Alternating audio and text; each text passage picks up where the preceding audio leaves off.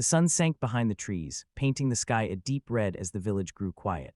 Benny lay on the cold ground, her small body shaking, her face wet with tears.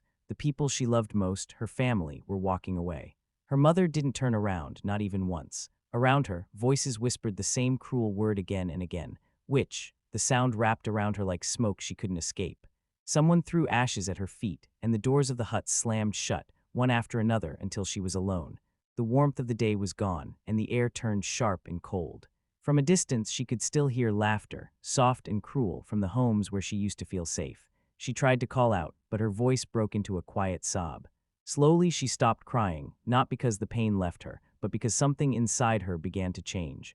Beneath her fear, a small spark of strength flickered to life. As the night deepened and the stars appeared, Benny closed her eyes, not to give up, but to listen to that spark whispering inside her, "This is not the end." The rain had been falling for days, heavy and cold, turning the roads into rivers of mud. Benny walked with bare feet, her clothes torn and her body weak. Her stomach ached from hunger, and every step felt like it would be her last. The sky rumbled with thunder as if the heavens themselves were angry. She could barely see through the sheets of rain, but she kept moving, clutching a small stick to help her walk. The wind pushed against her, howling through the trees, and her teeth chattered from the cold. She didn't know where she was going. She only knew she couldn't stop, because stopping meant dying alone. Then through the storm, she saw a faint light flickering in the distance. At first, she thought it was a dream, a trick of her tired eyes. But as she stumbled closer, she saw it was real, a small house, old and worn, with a cross carved above the door. She knocked once, then fell to her knees, too weak to speak. The door creaked open, and an elderly nurse stood there, her face gentle and lined with age. Her eyes widened when she saw the little girl soaked to the bone. "Oh, my child," the nurse whispered, kneeling beside her. "Who did this to you?" Benny couldn't answer. Her lips trembled, and only a broken sob came out. The nurse didn't ask again. Instead, she lifted the frail girl in her arms and carried her inside. The warmth hit Benny's skin like sunlight. The air smelled of soap, bread, and something soft, kindness. The nurse laid her by the fire and wrapped her in a thick, clean blanket. It smelled like comfort and safety, things Benny had forgotten existed. The woman gave her a bowl of soup and waited while she tried to eat. That night, Benny lay in a small bed for the first time in her life. The sheets were rough but dry, and she could feel the fire's glow on her face. She stared at the wooden ceiling, listening to the rain tapping gently on the roof. For the first time since her family left her to die, she didn't feel invisible. Someone had seen her, truly seen her, not as a curse, not as a witch, but as a child. The nurse sat beside her, humming softly, her old hands resting on Benny's head. "You're safe now, little one," she said. "Sleep." Benny closed her eyes, and a tear slipped down her cheek. But it wasn't the same kind of tear she'd cried before. This one came from relief, from something inside her beginning to heal. Before sleep took her, she made herself a promise, quiet but strong. She promised that if she ever found another child lost and alone like her, she would not walk away. She would open the door, she would share her blanket, she would be the light in someone else's storm. And that promise, born from pain, would become her purpose. The years had changed Benny. The once fragile girl who had been left to die was now a woman, strong, calm, and carrying quiet fire in her eyes. Her skin still bore the scars of her past, but her spirit had learned to heal. She lived in a small hut at the edge of the same village that had once cast her out. The old nurse who had saved her had long passed away, leaving her the little missionary house and her faith in kindness. Benny spent her days tending a small garden, treating the sick with herbs she had learned to grow, and whispering prayers for the ones who still suffered in silence. One afternoon, while walking back from the river, Benny noticed movement behind a banana tree. At first, she thought it was an animal, but then she saw a small face peeking out, a little girl, thin as a reed, her eyes full of fear. Her dress was torn, her hair tangled, her lips cracked from thirst. Benny's heart squeezed painfully. She knew that look. She had seen it in her own reflection many years ago, the look of a child who had been cast away. She knelt down slowly so she wouldn't frighten her. "Come here, child," she said softly. The girl shook her head, clutching her torn dress tighter. "They said I am bad," the little one whispered. "They said I bring curses." Benny felt tears sting her eyes. She stretched out her hand. "You are not bad," she said gently. "You are safe here." For a moment the child hesitated, her eyes darting toward the empty road behind her. Then, like a frightened bird, she ran into Benny's arms. Benny wrapped her in her shawl and carried her home. She gave her food, washed her hands, and let her sleep on her own mat.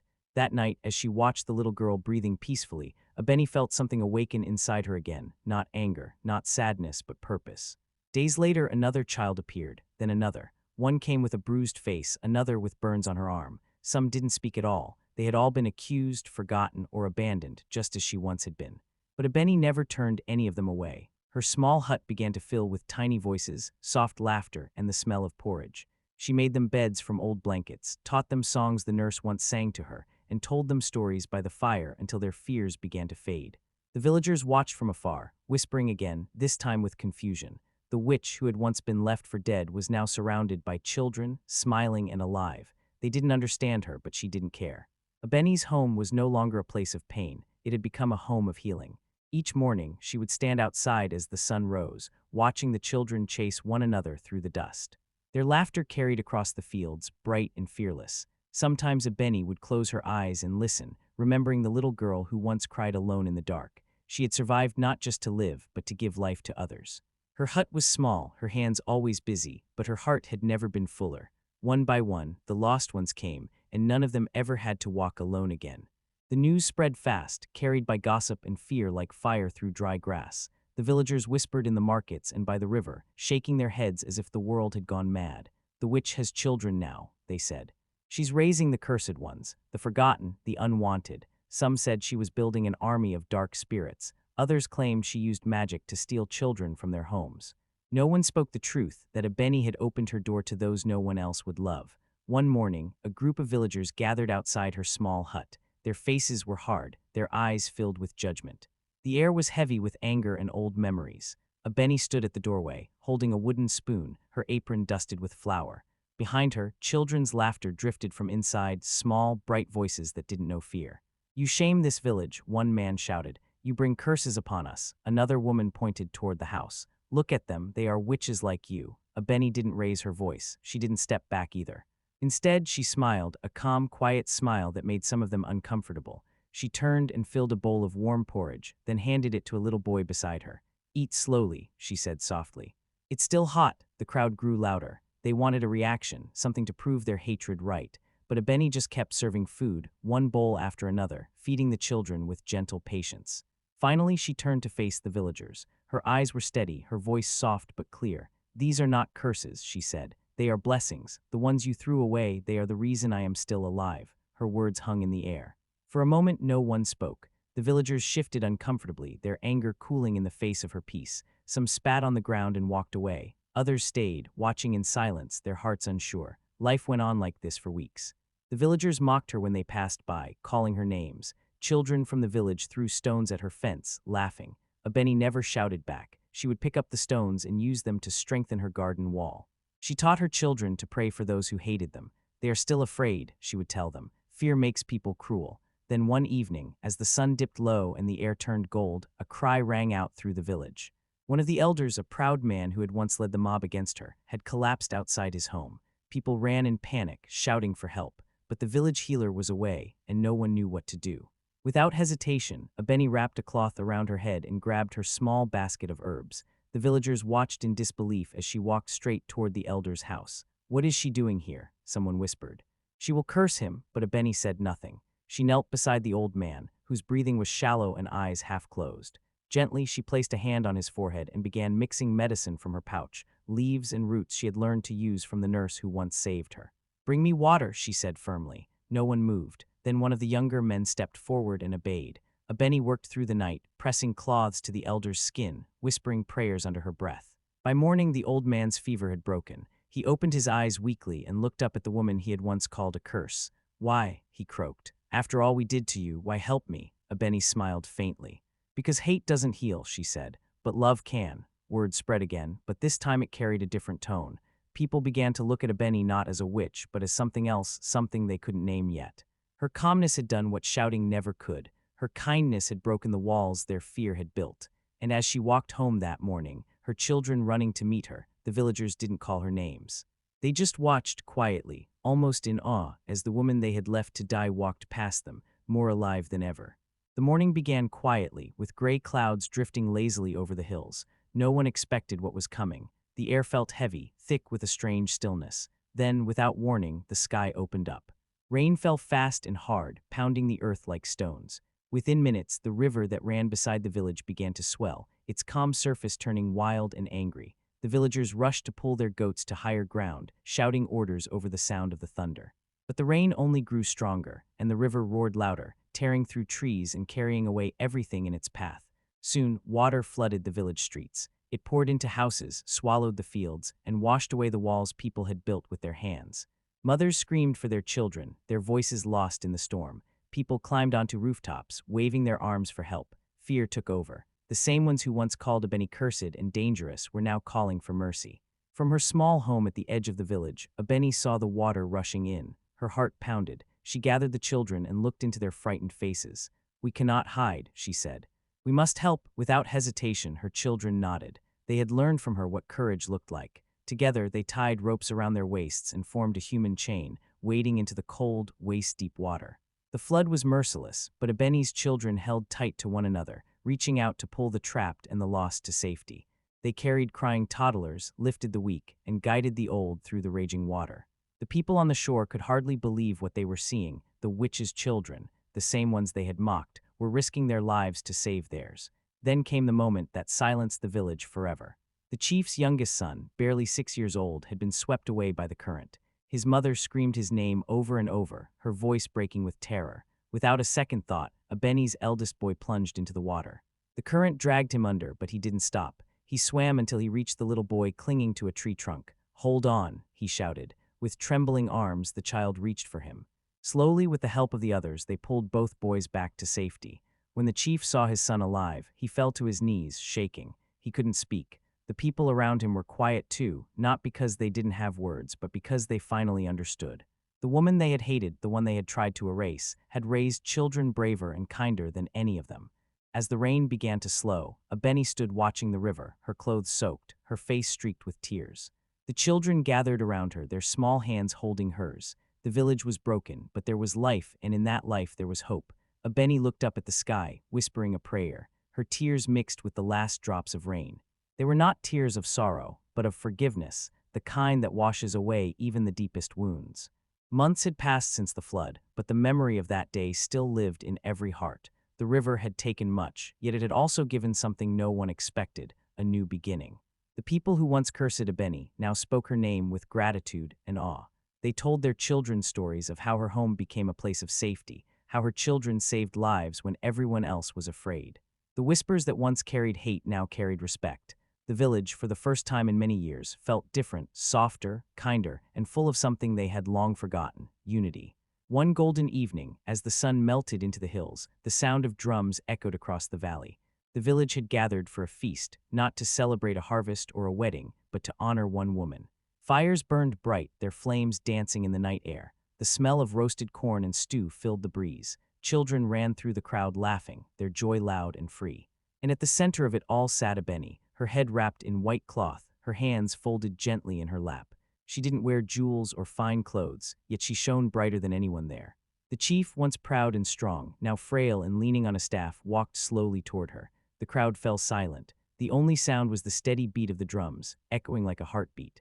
When he reached her, he bowed his head low, his voice trembling. "Abeni," he said, "forgive us." The words hung in the air, heavy and honest. "We were blinded by fear. We turned away when you needed us most.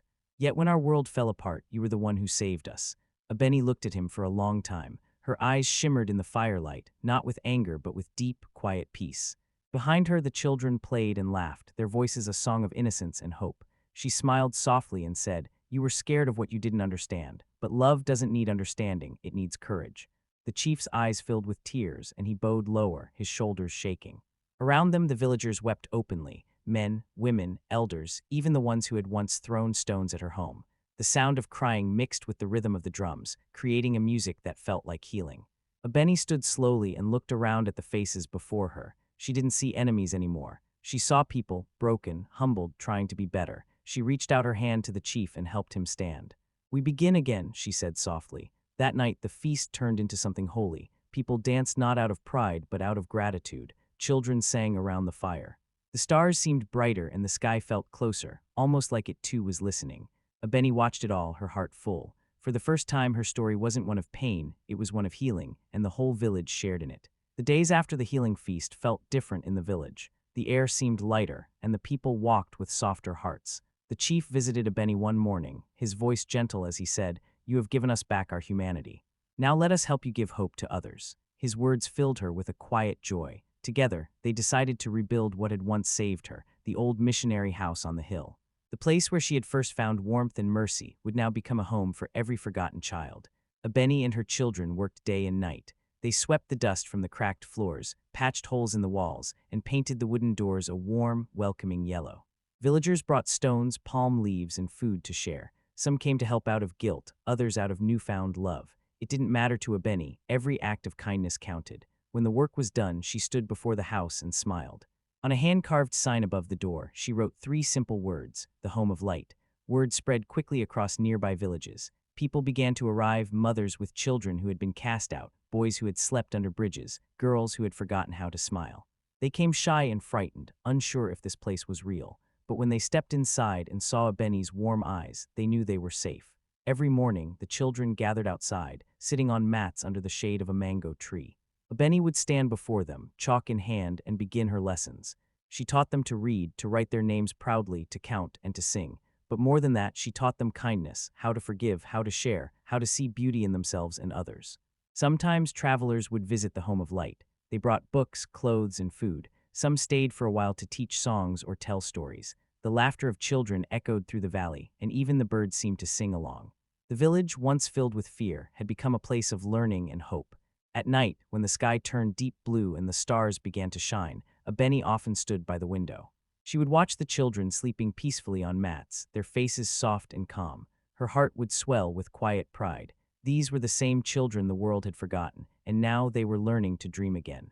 One morning, as the sun rose and painted the hills in gold, the children gathered outside and began to sing.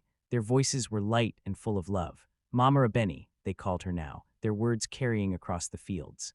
She smiled through her tears, her hands pressed to her heart. The girl who was once left to die had become the light that helped others live. The sun had just begun to sink when Abeni heard a faint knock at the school gates. The evening air was soft, filled with the sounds of children laughing and chasing each other through the yard. She wiped her hands on her apron and walked toward the sound. There, leaning against the gate, was an old woman, frail, trembling, her eyes heavy with years of regret. Abeni froze. The woman's face was thinner now, wrinkled by time, but she knew those eyes. Her breath caught in her throat. It was her mother. The old woman's voice cracked as she spoke. "Abeni, my child," she whispered, tears spilling down her cheeks. "I am dying. I came to ask, forgive me." Her words were barely audible, carried away by the evening wind. The children stopped playing, their laughter fading into silence. Abeni stood still for a moment, her heart stirring with memories, the night she was left in the dirt, the pain, the loneliness. But as she looked at her mother's trembling hands, she felt no anger. She walked forward slowly, knelt beside her, and placed a gentle hand on her mother's face. "You already are," she said softly. Her mother broke into sobs, her head resting on Abeni's lap. The children gathered around them, their small hands touching Abeni's shoulders, whispering comfort. And then, as if the heavens themselves watched, laughter began to rise again, soft, warm, and full of life. Abeni looked up at the glowing sky, her eyes shining with peace. In that moment, the girl once called a curse became something greater, a mother to the lost, a healer to the hurting, and a light that would never fade.